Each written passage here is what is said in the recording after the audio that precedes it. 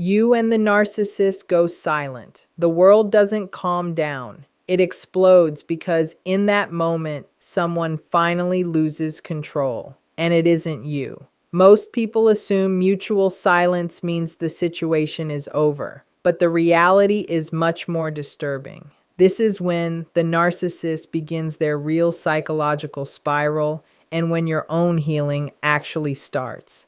Stay with me because what happens next is the part no one tells you about. If this is already striking uncomfortably close to home, stay with this. You need to understand the mental territory you're stepping into because knowing this is how you break the cycle for good.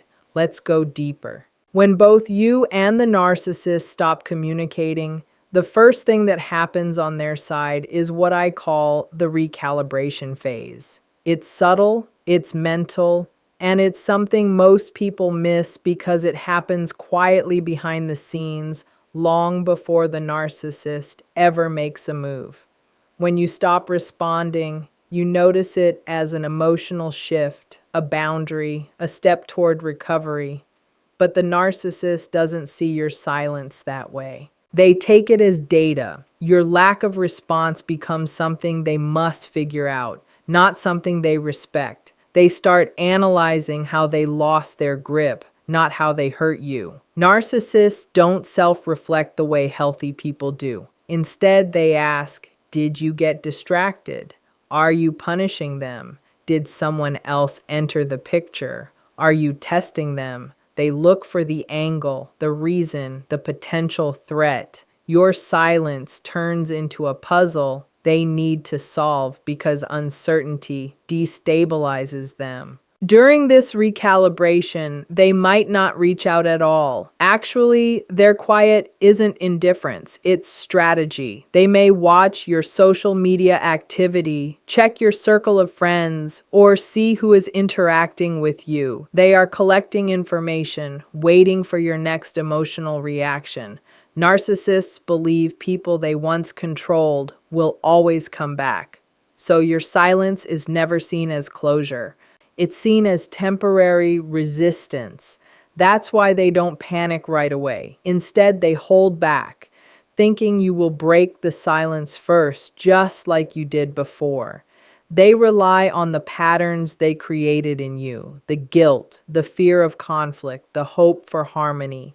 They expect you to give in. When you don't, their recalibration intensifies. They start worrying whether their influence is slipping, and that's when the threat becomes real to them. Silence in their world is never neutral. It's either a chance to regain control or a danger to their ego. And the longer you stay quiet, the more they feel the ground shifting because your silence disrupts the power they depended on. When both sides stop communicating, the emotional experience is very different for you than it is for the narcissist. And this difference reveals a difficult truth. You feel the loss, but they feel the inconvenience. When you stop contacting, you often carry the full weight of what happened. You're sorting through the emotional wreckage, the broken trust, the unanswered questions, and the mental exhaustion. You may feel sadness, withdrawal, confusion, or even guilt. You're grieving not just the relationship, but the version of yourself that tolerated so much. Your silence comes from emotional saturation. You've reached a point where your mind and body cannot handle more chaos. You're trying to reclaim space, respect, and clarity. That inner struggle is heavy, affecting your sleep, your self-esteem, your memories, and your sense of identity. Meanwhile, the narcissist doesn't process the silence emotionally. They don't sit with the loss the way you do. They don't think about what went wrong or how they hurt you. Instead, their first reaction is inconvenience. Your silence disrupts their routine, not their heart. They're used to having access to your attention, your reactions, your apologies, your care, even your arguments. All of it fed their sense of importance. When you go quiet, that stream of validation suddenly stops. This doesn't break them emotionally, it just irritates them. They experience the absence of supply, like someone losing access to a service they rely on. It's a disruption, a delay, a frustration. They aren't thinking, I lost someone important. They're thinking, why aren't they responding? Your pain and their inconvenience exist in two separate psychological worlds. You're grieving the relationship while they're calculating their access. You're trying to rebuild yourself while they're measuring how your silence hits their ego. You feel the emptiness. They feel the disruption. And over time, this difference becomes even clearer. You slowly recognize how heavy the emotional burden really was and how much of yourself you silenced to keep the peace. They start wondering why something that used to work so easily suddenly isn't. The imbalance becomes obvious. Your silence pushes you deeper into self-reflection and recovery, while it pushes them into frustration and entitlement. The emotional weight you carry is significant. Their discomfort is tied not to losing you, but to losing the convenience of your compliance. When both sides go quiet, the narcissist does not see that silence as a pause or a mutual step back. They see it as a direct threat to their ego because silence from someone they once controlled feels like rebellion. They view relationships through dominance, not reciprocity. So when you stop responding, stop reaching out, and stop giving attention, it breaks the psychological hierarchy they believe they controlled. They interpret your silence as defiance, even if your intention is only to protect your peace or recover clarity. In their mind, silence is never neutral. It's a provocation, it's resistance, it's evidence that their influence may be fading. That's why silence affects them more than any argument.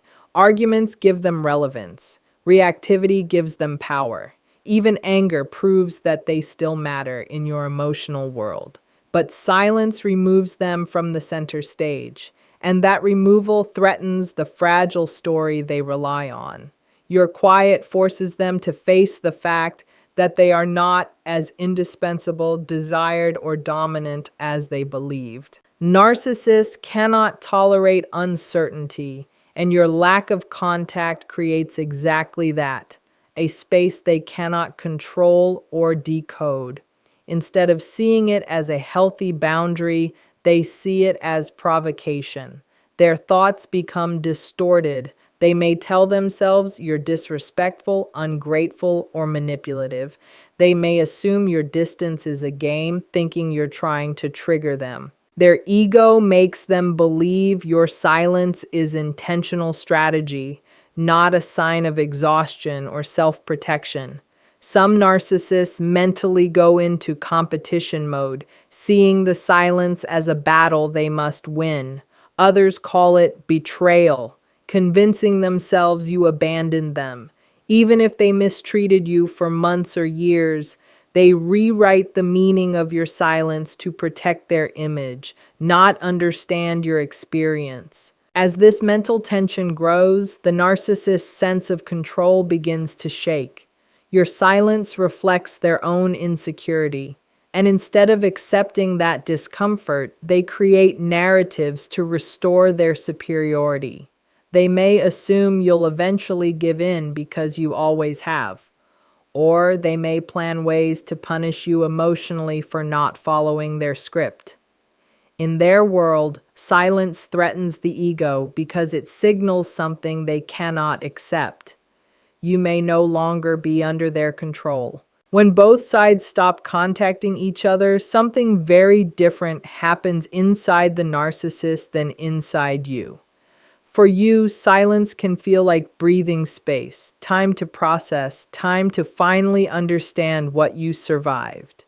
But for them, your absence creates a psychological vacuum, forcing them to confront something they avoid their whole life, the loss of control.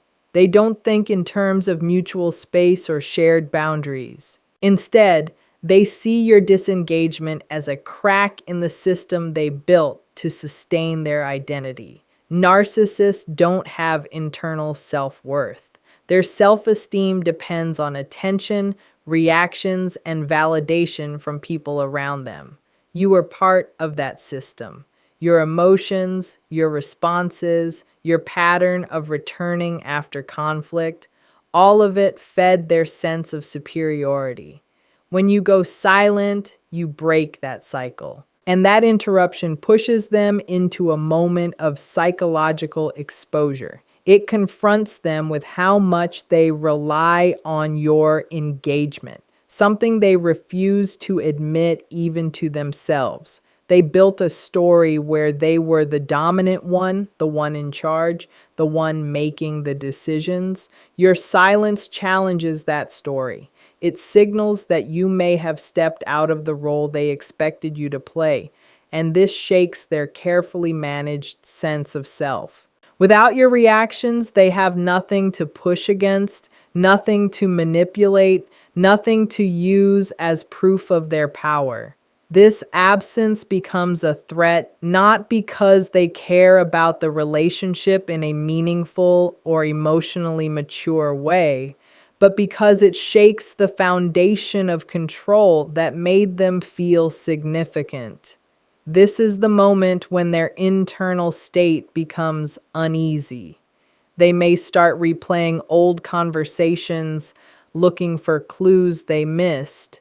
They may wonder if someone else has taken their place. They may start looking for ways to reassert dominance, even if they haven't reached out yet. The silence becomes louder for them than it does for you because they cannot see what's happening on your side.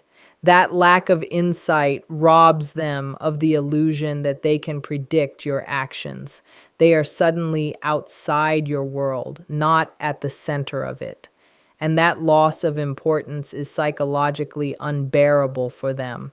Their mind shifts from arrogance to anxiety, from entitlement to suspicion, from certainty to instability. And all of it is triggered by something as simple as your absence. When both you and the narcissist stay silent, it may appear from the outside like nothing is happening. But internally, the narcissist moves through a predictable set of behaviors designed to restore their sense of control.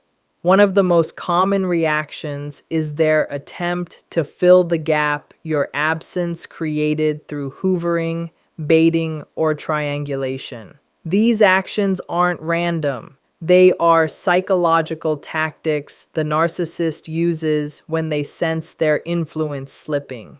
Hoovering happens when they realize your silence isn't temporary. At first, they expect you'll come back because that's what they trained you to do. When you don't, panic sets in. Hoovering is their way of pulling you back into the cycle, not because they truly care, but because losing you threatens their ego's stability. They may send a soft message, share a nostalgic memory, or create a crisis-centered plea. They may seem apologetic, reflective, or unusually attentive. They adjust their tone to what they think will work because the goal isn't reconnection, it's regaining control. If hoovering fails or feels too risky, they move to baiting. Baiting is meant to provoke an emotional reaction from you, positive or negative. Narcissists don't care which way your emotions go. They only care about causing them. They might post something online to trigger jealousy, send a sharp or dismissive message to make you angry, or create unnecessary drama to force a response. Any reaction, even a negative one, restores their sense of relevance. Silence strips them of power, so baiting becomes their way of reopening the wound they created, hoping you'll react enough to remind them you're still reachable. When those tactics don't work, they escalate to triangulation. This is where they involve someone else, a friend, a family member, an ex, or a new partner, not for genuine connection, but to craft a scenario that puts them back in control. They might show off a new relationship, hint that someone else appreciates them more, or exaggerate your silence to appear like the victim. The purpose of triangulation is to make you feel replaced, insecure, or expendable. It's meant to lure you back into defending your worth or reestablishing your role in their life. These behaviors aren't signs of love, they're signs of dependence. The narcissist relies on external attention to maintain their sense of identity. And when you stop providing that attention, they scramble to fill the void. Hoovering, baiting, and triangulation are all attempts to regain psychological dominance, not emotional closeness. Their reactions are born from fear, entitlement, and disrupted ego, all triggered by your silence. When the silence stretches on both sides, something profound begins that most people don't expect. While you may see the quiet as a step toward peace or closure, the narcissist experiences it as increasing discomfort. Your silence is not read as calm, it's read as loss of control. Because their sense of self is so reliant on others' reactions, especially from people they once drew into their orbit, the lack of your response triggers an internal alarm. What's important to understand is that your quiet is not their peace, it's their panic. Narcissists depend on emotional input from others to maintain their fragile self-esteem. They need attention, admiration, conflict, drama, anything that keeps them at the center of someone else's emotional world. When you stop providing that energy, they feel a collapse starting inside.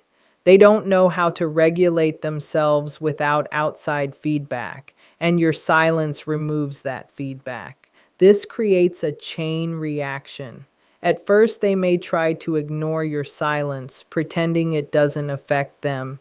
They may act indifferent, detached, or even relieved. But this is a defensive mask. As time passes, the quiet becomes harder for them to ignore. Without your attention supporting their inflated self-image, they begin to feel insignificant, unseen, and irrelevant. These feelings are unbearable because they strike at their deepest fear, being ordinary, unnoticed, or unimportant. While you may use the silence to regain strength or rebuild yourself, they experience it as an emotional void that threatens their entire identity. Your nervous system begins to calm without the constant tension and unpredictability they brought into your life. The fog lifts. You start to recognize your worth and reclaim parts of yourself that were suppressed. You find clarity in the quiet while they find chaos. This contrast becomes more noticeable the longer the silence continues. They may start replaying past interactions, imagining scenarios, or inventing reasons why you no longer respond. The uncertainty gnaws at them. They don't miss the relationship. They miss the reflection of themselves they used to see in your reactions. So while your silence heals, theirs destabilizes. You notice parts of yourself returning. They feel parts of their constructed identity slipping. What is peaceful and necessary for you becomes threatening and frustrating for them. This difference in experience exposes the imbalance that always existed, showing that the quiet frees you while slowly unraveling them internally. As the silence continues, something shifts inside you in a way that can feel slow, confusing, and strangely relieving all at once. Your nervous system, which has been on high alert throughout the relationship, finally has a chance to stop bracing for the next emotional blow. Narcissistic relationships keep you in a constant state of hypervigilance. You learn to anticipate moods, reactions, and unpredictable emotional patterns. Your body becomes trained to expect tension even in calm moments. So, when silence begins, your system doesn't relax immediately. At first, you may feel restless, uneasy, or uncomfortable. You may interpret the lack of conflict as something being wrong. That response isn't weakness, it's biology. Your body has been operating in survival mode, but over time, the fog lifts. Your mind untangles from the chaos. You notice how your thoughts shift when you're not constantly predicting their next outburst or manipulation. Your sleep improves.